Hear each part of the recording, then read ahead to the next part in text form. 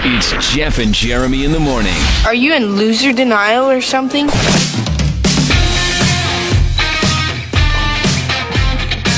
Jeff and Jeremy here online, KZOZ.com. It's Dumbass of the Day, brought to you by Peterson's U-Cart in Atascadero. They got their summer sale going on right now through the end of the month. Walk-on bark, garden soil, compost, and topsoil. Save 10% now through September 30th at Peterson's U-Cart in A-Town. How pathetic can some people be? I love Puerto Ricans. They party for anything. That's where I come from. Puerto Ricans and party in a tragedy. Hector got shot. Okay. It's a party. And they party for anything. I swear to God. Grew up in the projects. They be on the third floor. They be on the second floor or the fourth floor partying. Hey!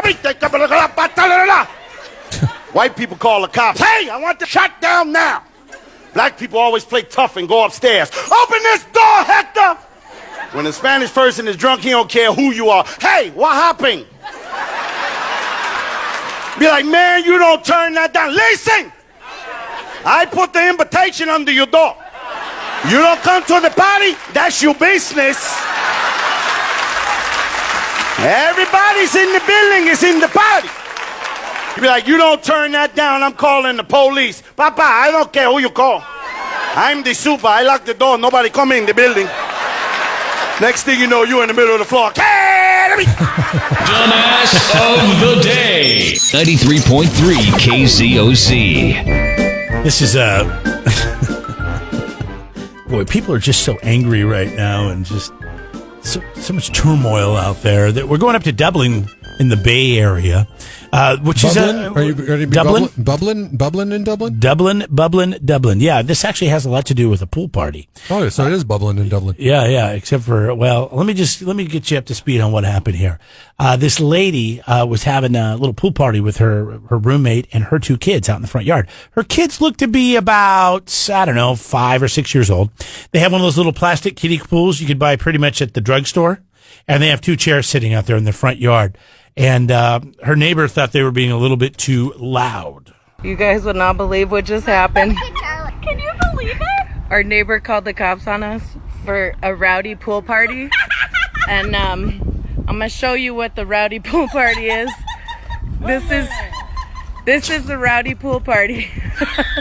A couple of moms with their kids sitting in the front yard. It's a nice day. They got the little deal out there, and they live in a neighborhood with sidewalks. You can see that in the video. And so you can just imagine where you go through one of those neighborhoods where there's a house, and the sidewalk and the street out front. And the neighbor next door thought they were being a little bit too loud. She explains more. The cops roll up, and we're like, wait, what? And the cops were laughing. They were like, no, we got a call about a rowdy pool party. And we were expecting a bunch of teenagers with a real pool. And cannonballing and yelling with loud music and whatnot, and this was it. This was the rowdy pool party. Now, this was not at late at night. This was the middle of the afternoon. You've got to keep good relations with your neighbors, because you start calling the cops on them for reasons like this. And next thing you know, what would you do? Life is going to be hell.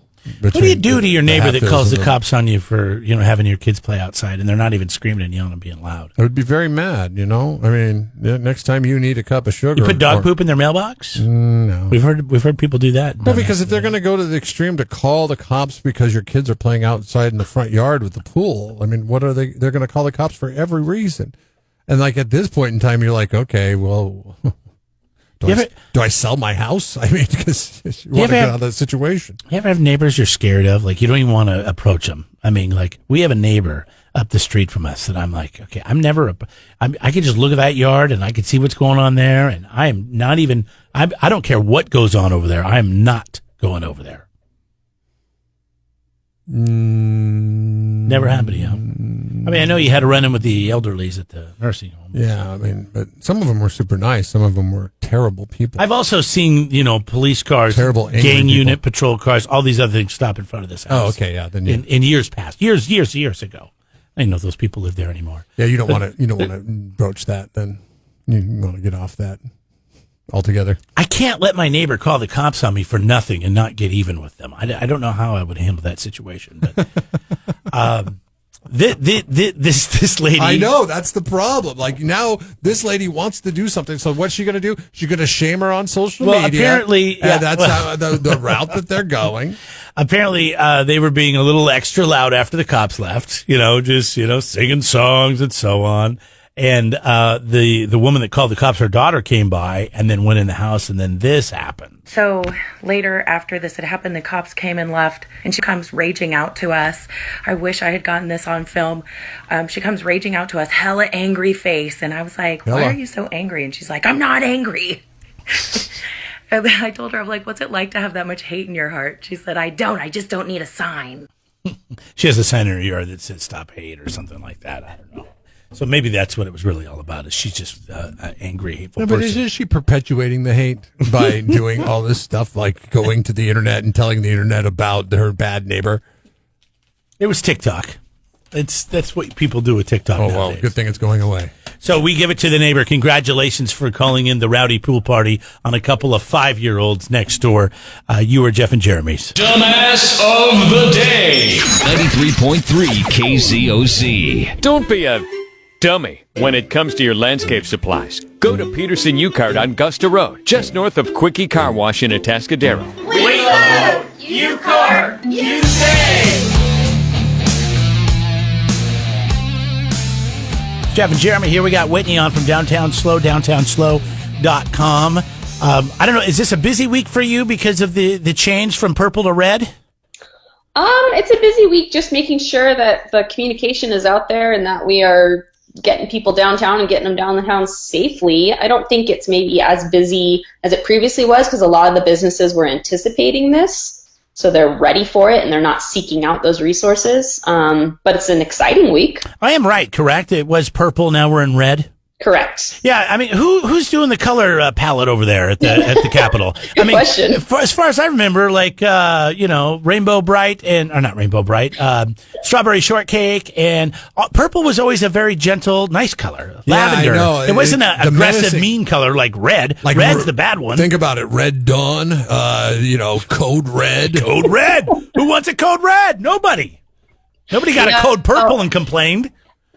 In the land of 2020, everything you think makes sense is not at all what it is. So true. I had no idea that retail indoor capacity was being limited prior to the relaxing of the code to Code Red. That now it was 25% before. Yeah. How were people? So how were people managing that? So if you had the occupancy, the maximum occupancy, you could only allow 25% of that. Yeah, so a lot of what the businesses have done, I've noticed it on a few, is out front they'll actually have the sign that says, we can allow this many people inside, which I think is a great tactic because it kind of gives the customer an expectation and it gives the staff some support, because it's not easy for anyone. And I know a few of the retailers that I've been to, they have a line outside with kind of like a door bouncer, and as one person comes out, then they let another person in. Yeah, I've really been happy with how SLO has handled the situation, and the 5 cities. And I haven't been up to Paso, but I'm sure it's going just as well there. You guys have been a great location for produce. I know normally we're talking about farmers markets, and you guys can go to downtownslow.com. You can click on the different farmers, and then the boxes are delivered to your guys' place. So we're kind of learning how to move forward in the new normal. Anybody? Yeah, we're getting a little creative, and our hope is that when the market does return, those boxes will still be available. So if you maybe don't want to go to the market, but you still want to be accessible to that produce option, a lot of our downtown businesses might want it at different times. So we're trying. Yeah, I think that's what's going to come out of this. Is there's going to be more ways to access the same thing, which is I can't find a negative in that. Is there a world where, and I know I saw that the parade, the Christmas parade, the holiday parade, has been canceled for 2020 because it's 2020. But is there a world, already they're canceling that? Is there a world where it could possibly be brought to life if things get increasingly better, or is it just just the way maybe after November 3rd, just magically if things get better? Like the example I'm going to draw on this, Whitney, is the Pac-12 and the Big Ten. They said, we're not going to play football till the spring. But then They realized how much money they were losing, and they were like, yeah, maybe we could go ahead and play some football starting in October. Because everybody else is doing it. Could that happen with the parade? I would love for that to be an option. I don't know, with the amount of work and coordination, like there's a lot of work on our side, but a lot of the work comes with the parade float build out and the gathering of the staff and the volunteers and all that type of thing. And I just don't know if, like, it's the first week of December roughly is the parade. So if the beginning of November were said, like, yeah, you can do the parade, I just don't see how that would be logistically possible, because it's not like the floats are going to be staged. Does that make sense? Well, maybe we don't overthink it. Maybe we just get people together and they just go through on their bike or their wagon, or I don't know. If we get the green light at some point between now and the first week of December, I promise you, I will try my best to kind of push forward for something. Maybe it's just a downtown cruise night becomes a holiday parade. It's something that a lot of people look forward to. I mean, I've gone almost every single year. Some years Jeff and I have even done the, hosting or announcing of the, boy, that was terrible. Whoever writes those should be fired. Have we talked about that? That like 5-page script that you have to go through? No, it's probably not their fault. That just things get out of order. That was a long time ago, too. I'm sure none of those people are even under the employ anymore. So don't quit calling for people to lose their jobs. Come on. Haven't we lost enough jobs in 2020, Jeremy? Oh, wow. Yeah, I'm sorry. You're right. Here you are. I'm the Grim Reaper, man, coming in and just slashing jobs already. I'm sorry. When they're already been slashed to nothing. I have to go through more sensitivity training. I have not had enough sensitivity training. Some people fired, damn it. This is why it's important to have sensitivity training. What other things? Okay, so parade probably not going to Snowflake happen. 101, sorry. Parade probably not going to happen, but what about the other things that are involved with the holidays? Yeah, so Santa's house will still be there. What that will look like, we are still kind of figuring that part out. So you didn't cancel Christmas. I was about to take it off the calendar. No, Christmas is not canceled. Santa's house will still be there. The tree lighting will still be there. We're going to be doing kind of an expanded light up downtown activation. So we're really going to try to bring in a bunch of different light functions. So like whether it be projection mapping on the buildings, additional Christmas lighting elsewhere, remains to be seen. But since we don't have the holiday parade, we're going to use all that energy and creative juice and kind of move it into these programs to try to make it feel alive on an expanded front. Because no, we don't want the holidays to go away. We want them to be bigger and better in whatever capacity we can make that happen. You guys are having a clean up the downtown day as well. We are, yes. And that's coming up very, very shortly. How can people get involved with that? Yeah, if you want to help us clean up downtown, we will be providing all of the safety equipment, like the masks, gloves, whatnot, and it is October 10th from 9 to 12. And to sign up, just go to downtownslow.com/volunteer. Can't fire those people, Jeremy. They're working for free. We're hanging out with Whitney from Downtown Slow. We'll be right back. Wake up. Jeff and Jeremy in the morning. All right, Jeff and Jeremy here. We got Whitney Cheney on from Downtown Slow. They organize the farmers market, a lot of the fun events that they have canceled this year. So it's their fault that we're not having a parade. It's their fault we're not doing Halloween. I'm just kidding. You're trying to fire everybody. Huh? I don't understand why we have to cancel things if we're in the red now.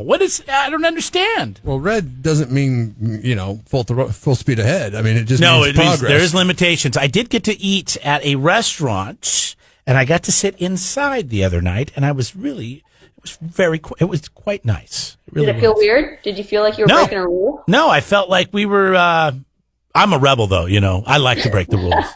But no, it felt, it was the 5 cities, okay? It was 4:30. It was an early dinner. There was no rules being broke there. Coco's? Before we get to Coco's, I haven't been to Coco's. I've been to Coco's once in like 15 years that I lived here. I should go back.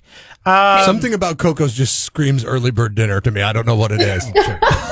I'm sure it is. I'm sure the people there are nice. I'm sure they serve dinners, up until 7 o'clock, 8 o'clock, but it just screams early bird dinner to me. Is there any plans for Halloween downtown doing anything?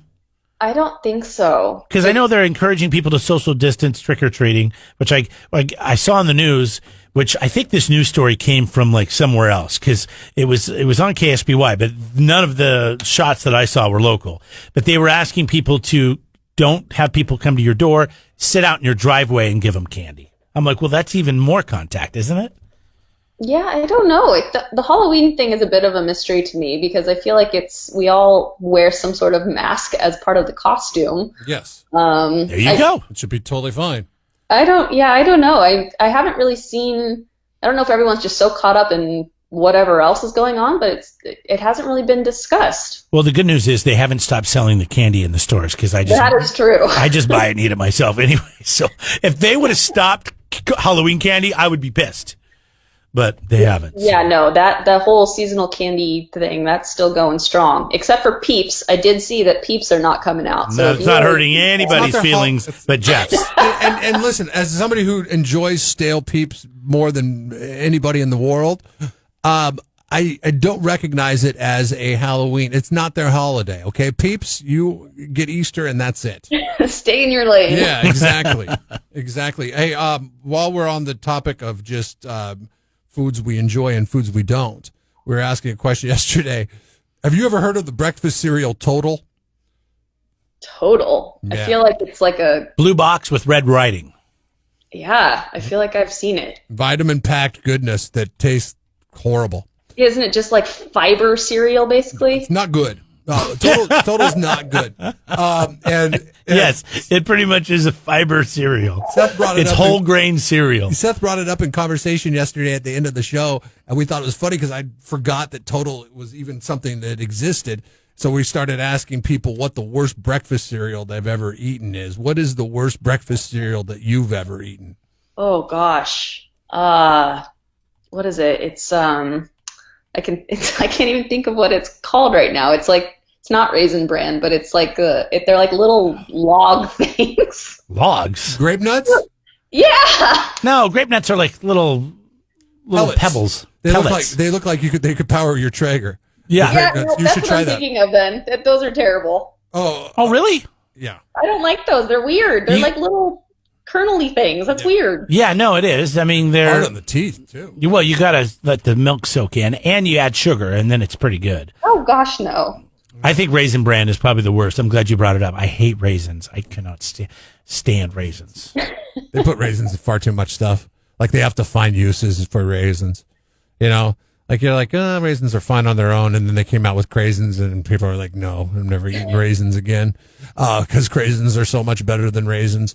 And then raisins kind of are like, oh, okay, at least we got oatmeal cookies and bran. But now I feel as if though, you know, we could do without raisins in both those and still be better off. Gosh, Raisin Bran's so gross.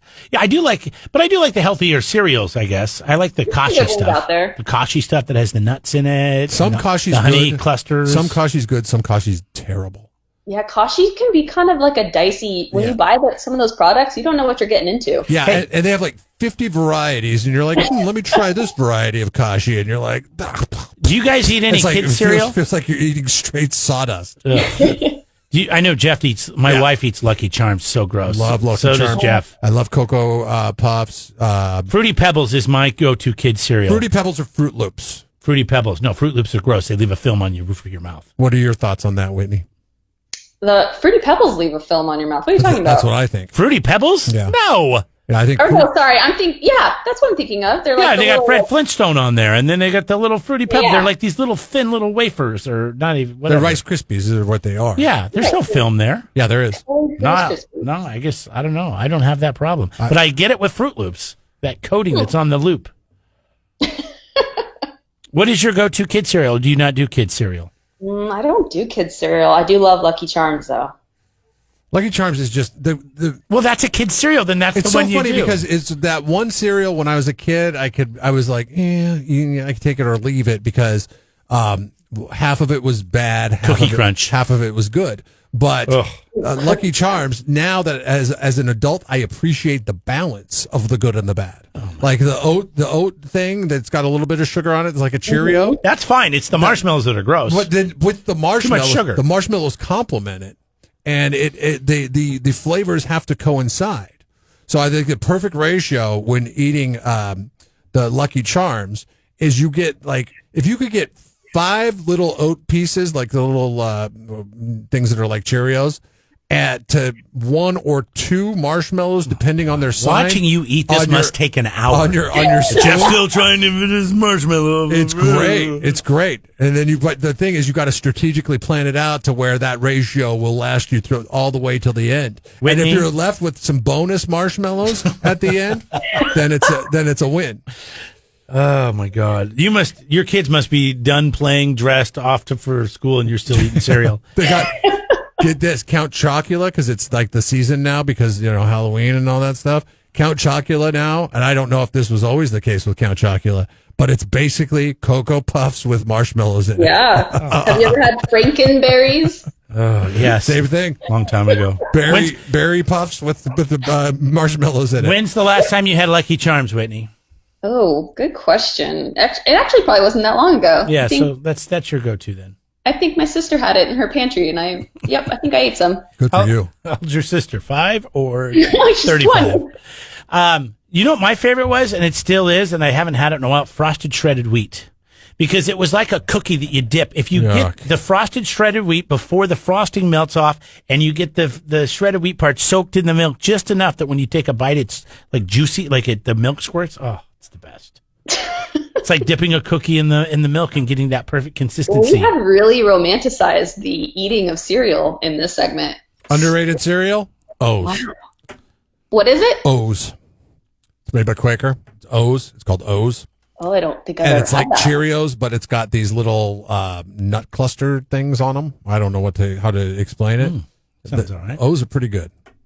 O's. All right. And honey Really bunches like of Apple oats. Jacks. Honey bunches of oats in any variety is pretty good. I didn't like Apple Jacks either. Or Honey I Smacks. probably wouldn't like them now, but for some reason I liked them back then. Honey Smacks. Remember Honey Smacks? Apple Jacks, I was so disappointed. I had them recently. My daughter's big on apples.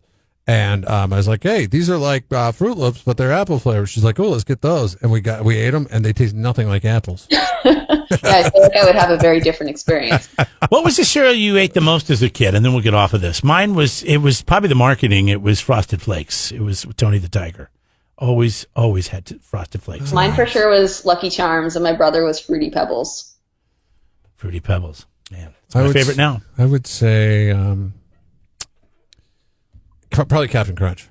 We had a lot of Captain Good Crunch. one. Remember peanut butter Captain Crunch? Yeah, most varieties of Captain Crunch are great. Crunch berries? I like the oops, just the berries, as if they made a mistake. It's like Cheez-Its. When they did the toasty Cheez-It, I could never go back to a regular Cheez-It. Oops, we messed up. We forgot to add the crunchies in there. We just have berries. We just have sugar. All right. Well, have a great week, and we'll catch up with you next time. Who knows? Maybe we'll be in the black, and which means we're free.